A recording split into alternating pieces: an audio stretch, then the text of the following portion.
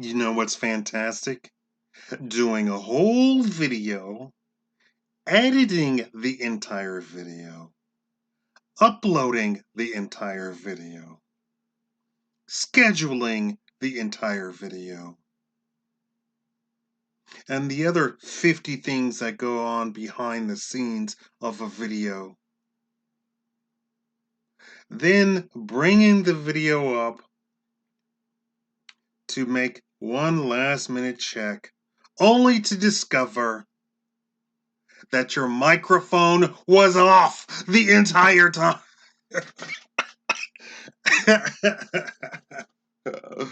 Welcome to the Shikama Live Show with your host, Shikama. Let me show you something. Okay, so microphone is on. I'm looking at the graph right here, and it is going up and down as I talk. So everything is good. So let's try this all over again. You may not know this, but an Australian broadcaster sent a reporter out to the field to California to get footage of some of the speeches that go on at the universities here. Unfortunately, the young man, the young reporter, the young journalist met with some protesters who were peacefully protesting. He ended up in the hospital from their peaceful protesting. I want to reiterate that this was a journalist from Australia who has absolutely nothing to do with anybody in California nor the United States. So, when he encountered the peaceful protesters, the Australian media was quite taken aback and quite upset. Not only at the staggering bill, the hospital bill that he got, but also from the very fact that the peaceful protesters gave him some peaceful protesting upside the head. Even after he used his Australian accent on them, they didn't care. Also, the fact that none of the American journalists seemed to report about the fact that a journalist was peacefully protested against. I bring this up only to remind you that what's his name, who got kicked out of the White House for battering the poor female intern in the Trump White House, then came back after he was after the news media CNN flexed their muscle to get him put back. He would have been banned for life. Had it been me, he would have been. I don't care who CNN is. He would have been banned for life. Apparently, the women, the femalists, didn't say anything about the poor battered female intern at the White House being battered by a man's. The womans were kind of silent about that. Well, he came back after he received his White House press pass, and he misquoted President Trump by saying President Trump said that the media is an enemy of the people's. Well, I know that you misquoted President Trump, who actually said the fake news is the enemy of the people. But let's take you at your word. You're misrepresenting the president. The media is the enemy of the people. The media is the enemy of the truth.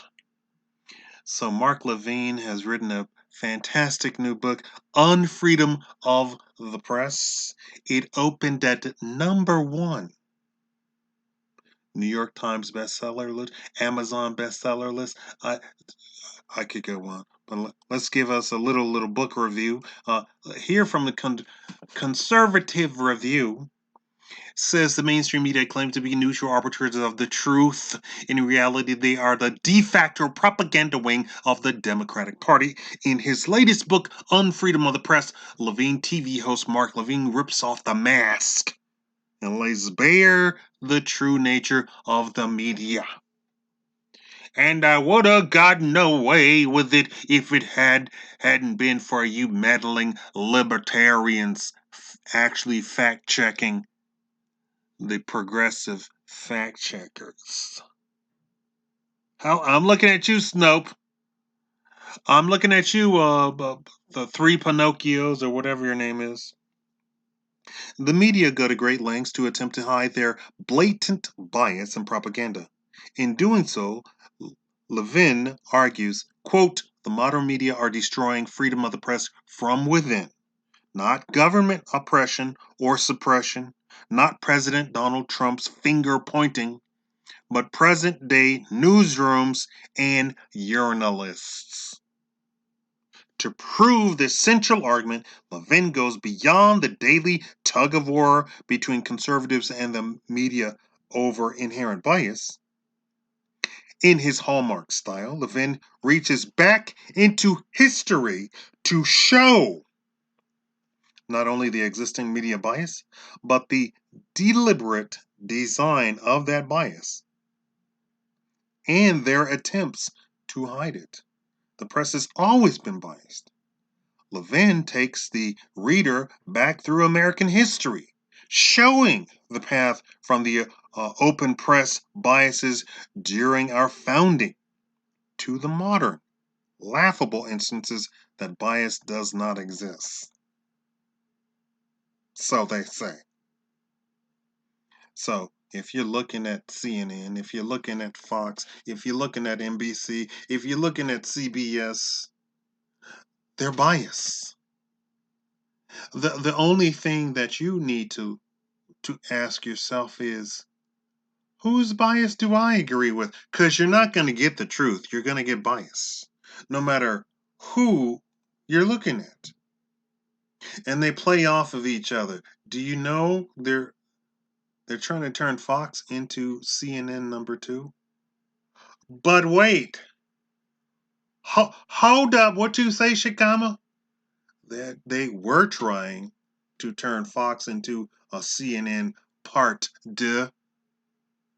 But after the scandal broke with the president, and CNN is getting 10% of its views from before, and Fox is #1 across the board in all categories. Fox Business is killing it. Fox News is killing it, killing it, killing it, killing it. Why? Because Fox is actually more unbiased than all of the rest put together. They actually do have full-fledged liberals on their channel come and argue with them and present to you the other side. CNN does not do this. If CNN gets an actual conservative on their channel, all they do is attack him, insult him, and talk over him. Don't let him speak, or her, or her. Did you hear that Facebook banned Candace Owen? And then when everybody said, "Hey, Facebook, you banned Candace Owens. Are you sure you're not? Are you sure you're not biased against the conservative viewpoint?" That's sorry, that was a mistake. Computers don't make mistakes, by the way. So Levin book Unfreedom of the Press opened at #1. Opened.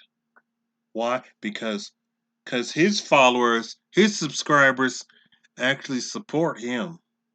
Made his thing #1. Opening. I ain't bitter.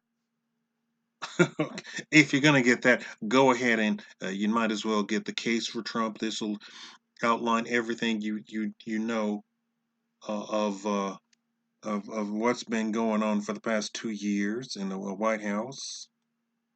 And if you're going to get that, go ahead and get this other number one. All of these are number ones. The Right Side of History by my super Jewish Orthodox. Is he really Orthodox? He says he's Orthodox, but I'm not going to get into it. He says he's Orthodox. He might be more Orthodox than the other people. Because I know I have some Orthodox Jewish friends. And they wouldn't do half the stuff that he does. I am not insulting anybody, but he says he's Orthodox, which seems a little bit strange to me because I have some, maybe they're strict Orthodox Jews friends. I don't know. They won't even unroll the toilet paper on their Sabbath. That's strict, y'all. That's strict.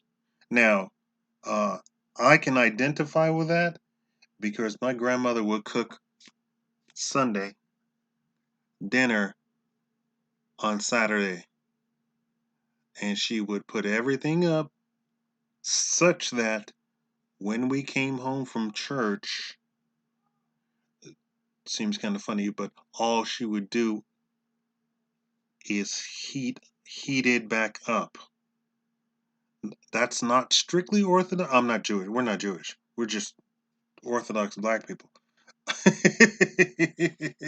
And I get a picture of him smiling, which is very rare. And here we got the meme of with Drake. Somebody did the left side of history. No, no. The right side of history. Yes, yes. And finally, we got the famous facts don't care about your feelings. And let me tell you, folks, if somebody presents to you an argument based on facts and you come at them with, well, I don't feel that way. Number one, I'm going to bring your adulthood into question. No adult in the history of adults should ever bring up how they feel into an actual conversation that they're having with another adult. If you're talking to your 3-year-old, you can ask the 3-year-old how the 3-year-old feels. But even you as the adult are supposed to present facts to the 3-year-old. Or don't say anything at all if you don't think the 3-year-old can handle facts, because there's some things that we just don't say to children because they're children. If you are of the psychological bent that you think it's okay to present feelings in a discussion based on facts, I recommend that you probably stay home. Yeah, that would be good. Probably stay, and please stay off TV. Please stay off TV. If you say I don't feel that way, I he should have read my mind. If that comes out of your mouth, he should have read my mind. He should have read the signs. You're a grown adult. He should have read the signs. I'm here to tell you, ladies, no man in the history of man, no woman in the history of women can read a woman's mind, nor understand how she feels. And I don't care how many Instagram posts you put up talking about, can you relate to this? And all the girls say, yes, sister, I can relate to that. They're lying. If they were in the situation and if they were in the spot where the man was in that situation, they wouldn't have known any better either. They can say all of the stuff that they want to. They can say, well, I could feel you. I could understand you. I can see where you after the fact they can see where you're coming from. This is your internet dad speaking to you. it's time out for your feelings. Okay, so go ahead and uh, let's put that the right side of history. And I'll have all the links into the thing. Make sure you thumbs up this video. YouTube came out with a brand new thing today that says they're no longer going to show the subscriber number. So instead of them being more transparent, they're being less transparent. YouTube is always changing something, right? So I can see my subscriber number. None of you can see the subscriber number. And guess what? Neither can third parties. Who are third parties? Advertisers. Advertisers cannot see how many subscribers I have. There you go. Thank you all for watching.